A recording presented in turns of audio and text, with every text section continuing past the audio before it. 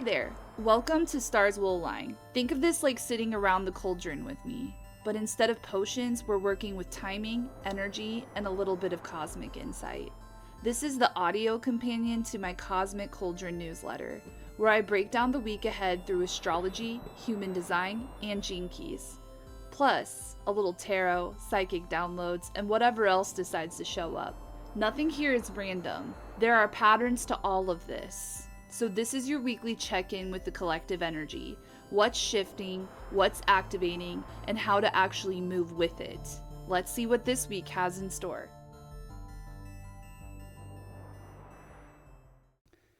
Okay, let's get into it. So if you've been listening to the last couple of podcasts and you kind of listen to my process on how I go about tapping in more psychically or intuitively, and just a refresh if this is the first time that you're listening to this podcast, what I do is I sit and I get quiet and I really tap in and I tune in and I get really internal and I clear my head and I get in a meditative place. I do all the spiritual hygiene to make sure that I'm very clear. And then I envision this big brain. I see it as a brain. It's a brain that kind of like hovers over the globe, and I can see like everyone's brains kind of like tethered to this big giant brain. And that's how spirit or the universe shows me in a visual way what the collective consciousness is. Like that's kind of like my focal point, if that makes sense, for like how I tap into the collective consciousness and seek some like downloads, right? Or some insights to give you all. And I make it very clear and specific, like this is for the week ahead, like what kinds of things do I need to know? What does whoever, listens or taps into this, what do they need to know? And what's interesting is that this time the giant brain thing showed me that it's actually not a brain. It is blood.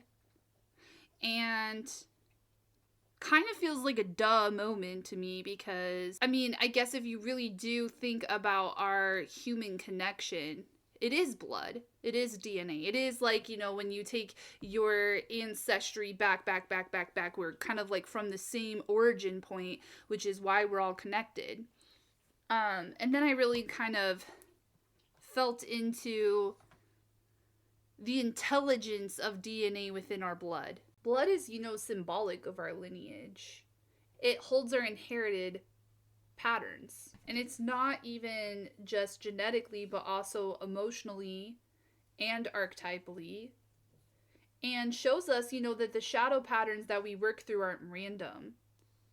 They're often these threads that run through our family lines and that also run through the collective, because whatever runs through our family line does run through the collective because it comes from the same origin story.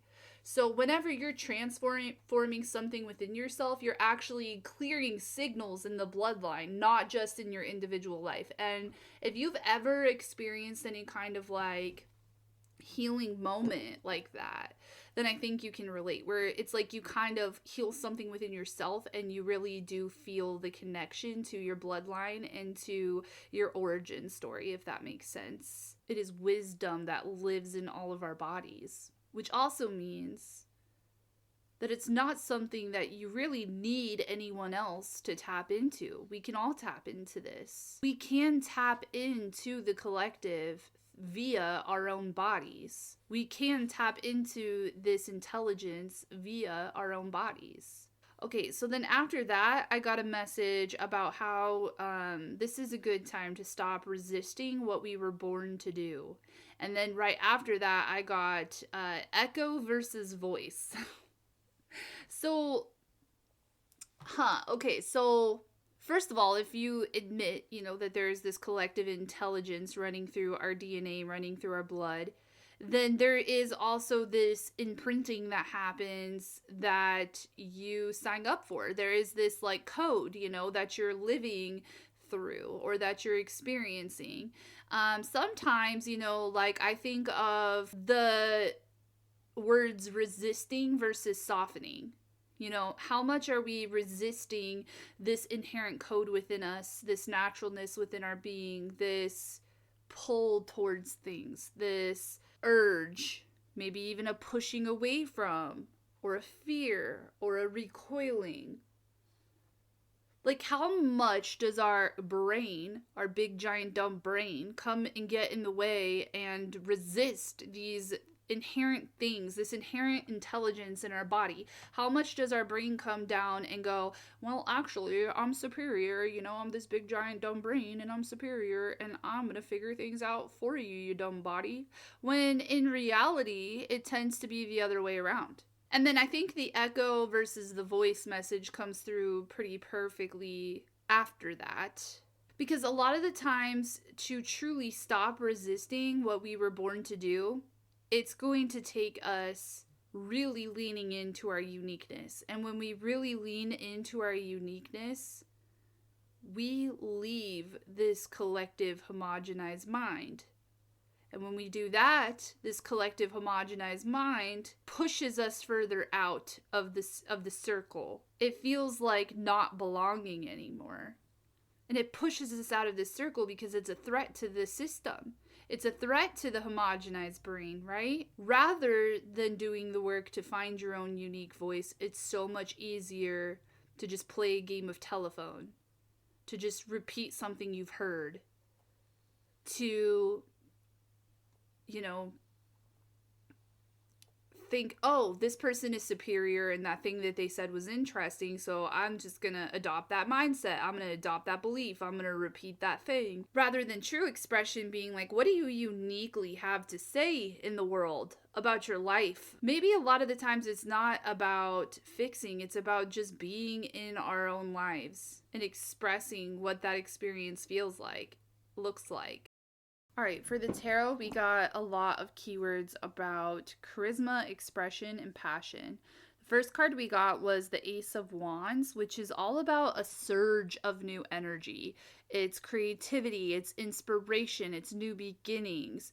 It's the initial spark. It's very Aries coded. So once again, over this next week, really leaning into that Aries energy and protecting the spark. Because, also while we have moved into Taurus season, that is kind of what Taurus is about following Aries. It's about holding on to that initial spark and protecting it and nurturing it and cultivating it into something to be created, sustained, practically built.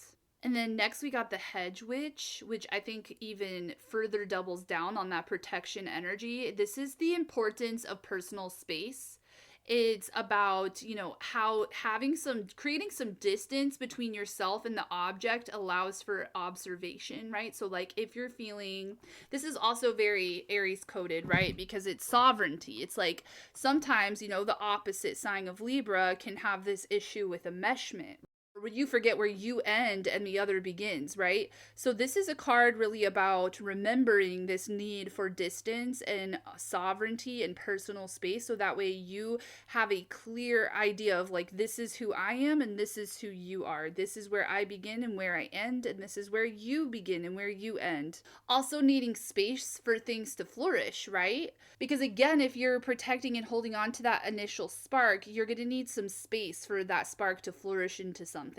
If you're constantly giving your energy away, if you're people pleasing, if you're if you're constantly letting people come in and move through your space and blow your spark out, like, of course you're going to struggle to cultivate the energy you need to actually bring something to life. And remember, we're at the beginning of the zodiac calendar right now, right? So whatever started in Aries season, like, we're cultivating, we're bringing it to life. We're in Taurus season right now, so we're maintaining, we're sustaining, we're bringing this thing to life. Last card we got is, would you be nervous performing for a galaxy you never see again? Here's what the card says. This incarnation is just one stop on a galactic tour. Do you still worry about what the kids in daycare thought of you? You are still just a baby in the cosmos. Don't be so nervous expressing yourself, because one day you're going to be on to the next world. I feel like this is a card of just like, get going, express yourself. the thing that gets in the way of our expression is this over seriousness, this resistance, this contraction, this literally, I know people don't like it when I remind them of their mortality, but it's true. It also reminds me of that phrase, I would die for my kids, but would you live for them? It's just like, are we fully living our lives? Are we sucking the juice out of it? Are we leaving our mark? Sometimes I think of ancestry as like a baton race, right? So like, your parents hand you the baton of your bloodline, of your lineage, and then they say, there you go, how far can you take it? So it's like, I've said this the last couple of podcast episodes as well. Like, your predeterminism is the family that you were born into. It is your DNA. It's the way that you physically look. It's your, physical symptoms, your ailments, the life that you've been through, the trauma you received as a kid or that you endured as a kid. It's all of those things, but then it's like that's the baton, right? Like, that's what's handed to you. And then it's like, you get to decide or choose how far you're going to take it, what you're going to do with it, how much you're going to progress your own bloodline. Because again, if we take the seriousness out of this and we just kind of like get back down to the cellular level, like, that's exactly what evolution is. That's exactly what the collective intelligence is doing. It's moving us further along the evolutionary scales by seeing how far each of us individually can push it. The further we individually push the baton, take the baton further, then the further that we are progressing all of humanity. That is the interplay between the individual and the collective. Okay, let's get into the transits. So today, Monday, we have the moon in Virgo, meaning that we could be feeling a bit refined. Also, too, whenever the moon is in Virgo, it is kind of like a signal to take some time alone. The tarot card that rules over Virgo is the Hermit, right? So some time to kind of be alone and disconnect from other people's energy and, tap into your own insight. Also, today, the sun and the earth are going to move into gates 24 and 44. This is really about just laughing, because this is really, again, about the difference between the intelligence of our mind and the intelligence of our intuition. And knowing, that the only way to really tap into our intuition is by being very present in the moment. And so this could be, a time where you're just noticing when you're getting lost in your rationalizations of the mind and kind of tapping back into that alert and aware energy that you need to really tap into your actual intuition. Also today, Mercury is going to move into gate 42, which could be a good time to be finishing some tasks, and maybe in order to finish some of those tasks, you need to kind of detach from some of your, again, mental expectations, maybe being a little bit too in your head about things. This could be also a time, like, again, when you're detaching from some type of expectation, it actually brings forth some type of completion. Because, again, this, like, attachment to it being completed is actually kind of this counterintuitive thing where it is creating more delays and more problems and, again, more resistance. So it's almost like when you detach and you let go and you let the joy, return and the fulfillment return, then things are able to move through and complete, especially because this is going to be creating a channel with 53 where Jupiter is right now, right? So, like, this is the channel of maturation. It's a time to really embrace the experience and allow it to come to an end, and looking back and understanding, because there is this abundance and expansion to, like, get things going, get things moving. And then now with Mercury coming in to help us kind of maybe complete some of those things. Okay, then we move on to Tuesday. On Tuesday, the moon is going to move into Libra, which is going to have us feeling more balanced, more diplomatic, more able to perspective shift emotionally, seeing other people's points of view a little bit more clearly, maybe being a little bit more empathetic, a little more in tuned. Intuition coming online. And then this is the big transit of the week. Uranus is going to move into gate 20. So let's spend a little time talking about this. In case you don't know, I am a reflector in human design. So out of all of the types in human design, I'm the only type that has external authority. So what that means is, while you all have, some sense of sameness from within, this sense of inner authority, and you use that first and foremost, right? So as you're listening to me talk about the transits, that's actually secondary, or it's just information to let you know, like, what might be coming my way this week that I'm gonna want to, lean into or be aware of while I'm tapping into my own internal authority. Meanwhile, for me as a reflector, I am more influenced and impacted by these transits. My sense of stability or certainty comes through more cyclically, comes through when I am tapped into these transit waves. And that's, a big reason why I do this. That's a big reason why I started doing this, 8-9 years ago. I've always felt called to the transit field and how that's impacting me. And for me personally, as Uranus has been in gate 8 over the last year, and this is, the gate of uniqueness and the gate of style, and it, creates a channel for me between the 1 and the 8. I have gate 1 as my radiance, as my core wound. So having this channel defined for me over the last year has really brought forth a lot of cultivation of my own uniqueness and my own unique style, and using my voice and finding out more about myself and my personal branding, and what kinds of clothes do I want to wear, and what kinds of branding aesthetics do I want. So maybe you feel that too. And I'm excited to live with the gifts that this transit has given to me, while at the same time, a little sad to lose that defined gate. It's been a genuinely enjoyable transit for me. But now Uranus is going to move into gate 20. And I love this actually, because Uranus is the gate of electrifying insights, right? It's the wild card. It's the tower. It's the genius. It's the scientist. It's those electric, innovative insights. And moving into gate 20, it's almost like we might miss it if we don't slow the fuck down.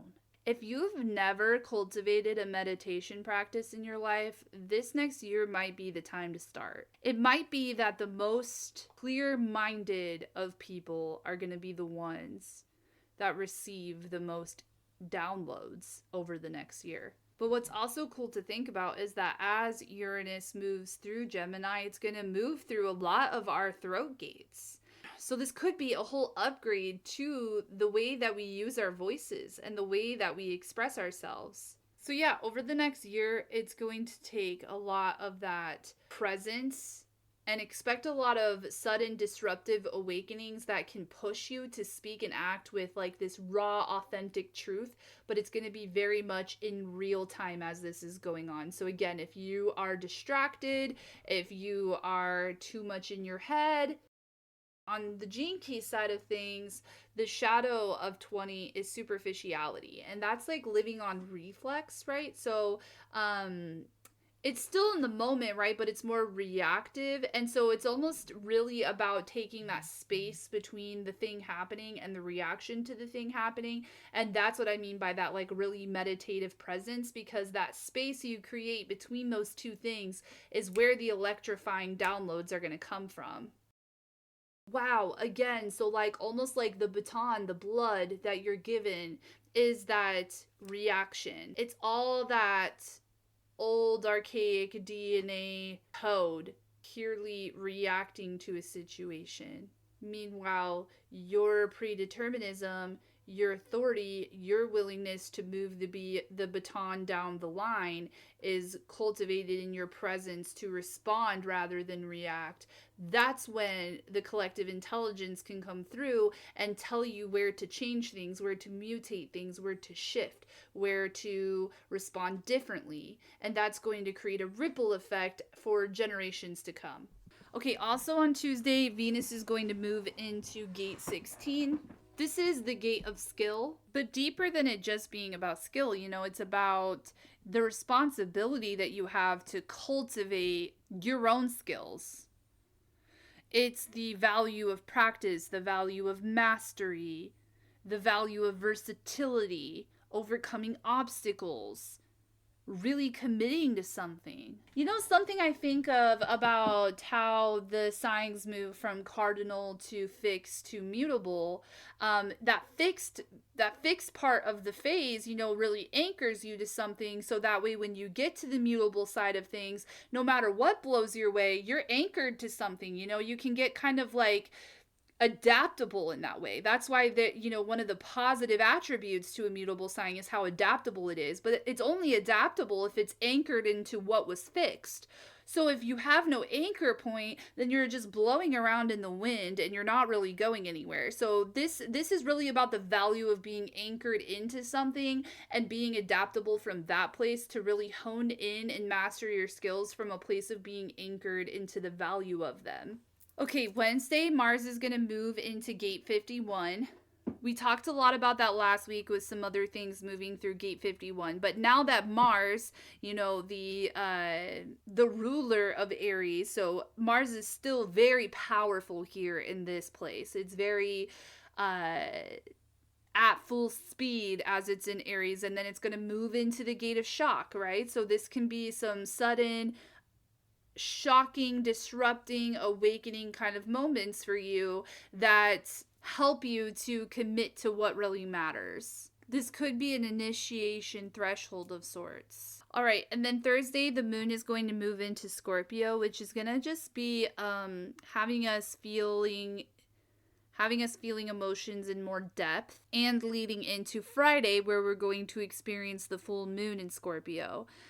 There's not a whole lot of aspects to this full moon besides some loose trines to both Jupiter and the North Node in Pisces. So again, just kind of like emotions in general. It could be a really great time to fully feel into the expansion of our roots and the nurturing that has been needing to take place in our life, as well as our forward trajectory where we're going in our highest potential and dreams and our connection to spirit, and all of that kind of culminating into the shadow work of Scorpio, where we're meant to really see things fully and clearly so we can actually have this cathartic release that the full moon calls from us.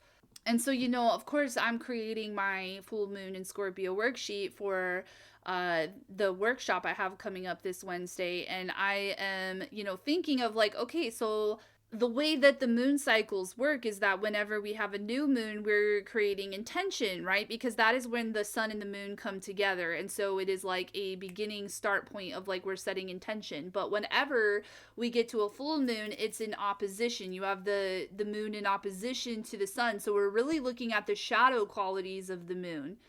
And when you have the full moon in Scorpio, the shadow qualities are really about where you're avoiding vulnerability, where you're letting fear hold you back, where you're holding on to the past, where you're holding on in general. It can be secretive and withholding. It can be suspicious of others and assume the worst in people. It can feel guarded and emotionally closed off. It can be jealousy and comparison and power dynamics. And all of this is just shadow expressions of what's really going on underneath, which is fear of being hurt, fear of being exposed, fear of losing control. But the thing about a full moon is it's not this forceful release, you know, it's not like, oh my God, let go of this thing. It's a softening. It's an opening your heart. It is, oh, I see this as this little baby that's inside of me that is just scared. And how can I come in and open my heart to this little child side of myself so that way they don't feel so scared anymore and they can be brave. And then from that place, they might choose to let go. So kind of taking the time to feel the difference, you know, think of like some repeating patterns that might happen in your life and how that might be some clues to where you could really tap into the releasing potential of this coming full moon. Also, you know, again, pretty mind-blowing how before I even look at the transits and I tap into this energy and I get these messages, you know, it always seems to kind of play into a big transit theme. So like, for instance, this full moon is occurring in Gene Key 44, and, you know, the gift is teamwork. And literally the little phrase to go with that is bodies and bloodlines. Because Gene Key 44 is like the intelligence of the past living in the body. And the blood being the medium for that. The blood being our ancestral memory. and how patterns from the past are carried forward, not just mentally, but also physically. How our blood holds these imprints. These are our instincts, our fears, our relational dynamics, our survival strategies, and what's been passed down through generation and generation. And that's why the shadow of this one, which is interference, shows up as reacting to the present through the lens of the past. That's why it's so distrustful, right? Because everything in your bloodline tells you not to trust because it is solely focused on survival. It is literally holding a ginormous library of all the shit in the world that you shouldn't trust. So you're not just responding to what's happening right now in the present moment. Your body is recognizing patterns it's seen before and then jumping in to protect you. So then when you get to the gift level, the blood becomes attuned instead of reactive. You refine that ancestral intelligence. So instead of projecting fear, you start to feel what's actually true in the moment. And you can start to sense who's actually aligned and who's not, and how to move with others and how to build trust. And then the past is no longer distorting the present moment, instead it's informing it. So Gene Key 44, or the release or the cathartic shedding of this full moon, is really about cleaning the signal of the blood. Noticing the patterns you're carrying, especially in relationships with others. Also on Friday, Venus in Gemini is going to sextile over to Saturn in Aries. So while we're kind of, building the value in our skills and our communication, that energy is now going to sync up or team up with our commitment to self, right? Saturn in Aries, this commitment to ourselves. So then it's almost like the whole trajectory of this week is like, and kind of I was feeling this when I was talking about Venus moving into 16 and seeing the value of skills. Maybe sometimes you notice that a skill you've been building is actually not for you. Maybe it's a people-pleasing skill, and it's been the skill that you've used for others all this time and totally neglected building the skills that would be good for you personally. So again, this is kind of like a reorientation to commit to self rather than being so enmeshed in other people's energies. Also on Friday, Mercury is going to move into 3. So there could be this mental pressure to try to create order and chaos, but remembering too, when we talked about Gene Key 3 with the new moon, that really there is this need to kind of face and accept the chaos in order to truly move through it. On Saturday, Mercury moves into Taurus, so now our speaking and our thinking is going to slow way down and become more grounded and more practical and more methodical. Also, I think of Taurus sometimes as the third eye or the mind's eye, because a big archetypal part of Taurus is manifestation. It's taking something within the mind's eye and turning it into material reality. So there could be some more aiding or positive benefic energy towards that for you. If you allow yourself to kind of slow down and take your time with things, you might have more ideas or more progress towards actually manifesting some of your ideas. On Sunday, the moon is going to move into Sagittarius, leaving us feeling more adventurous and more free thinking. Maybe we have this urge to experience more of life, to express or teach what we've learned. And then Venus is going to move into gate 35, which is the gate of change. We might feel the urge or the value to push things towards change. Also, the gift of this one is adventure, right? So the Sagittarius moon, the Gemini Venus, there might be a lot of just motivation to move, to change, to adventure, to get out of your monotony. Also on this day, the sun and the earth are going to move into gates 2 and 1. 2 has this reorienting energy as well, right? Putting us back into sync, putting us on the right trajectory, refocusing our calibration towards, the compass directional feeling within of where we're actually going. It might have you feeling more receptive, more feminine, feeling more at one with the world. And then Mercury is going to move into 27, which is the gate of caring. We might start to feel more selfless, more giving. This is when we might really be nurturing some of our ideas into existence. Maybe we're helping others nurture their ideas into existence. by being just open and loving rather than being, in any kind of like competition or jealousy, right? But also taking care to notice where the line between being selfless and self sacrificial come into play, right? Because again, we have all this Aries energy. This isn't about being self sacrificial. This is about both and, which is interesting because this actually just came up in a conversation I was having with someone today. Like, how can you be sovereign and hold on to your sense of self? Like, sometimes there can be this premature thing where we guess how our words might land with others, or we guess how our expression might make other people feel, and then we hold back, and that is self sacrifice, right? But what if you stay true to yourself, you express yourself, you stay sovereign, you stay separate, you say what needs to be said, but then you also have compassion for how those words land, right? Like, you don't have to be an asshole about it. If you say something and your words hurt somebody, you don't have to be like, well, that's just me being me. You don't have to be like, well, fucking deal with it. I am who I am. Like, you don't have to be that. You can be both, and like, you can hold true to your own sovereign expression, and then if your words hurt someone, you can also have compassion and empathy for that at the same time. But you don't have to like let your compassion and your empathy for what potentially might hurt someone hold you back from expressing in the first place. And then Saturn is going to move into gate or gene key 21, which is the gate of the Huntress. This means that our discipline, our judgments, our restraint are going to be moving from a place of our mind into our willpower. And so therefore there could be, commitments coming your way with this. Like, what are you going to commit to? Where is your willpower at? Where is your confidence levels at?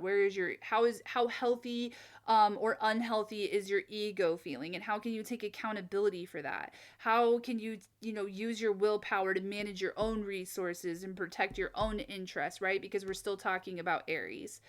So this is very much like taking accountability for yourself in a way, not overcommitting to things out of a place of lack, stuff like that. Okay, so I hope this was helpful for you. Please let me know if you have any questions, or if you would like to know how any of these transits are affecting you personally. Please consider booking a reading with me. And that is all. I hope you all have a wonderful week ahead.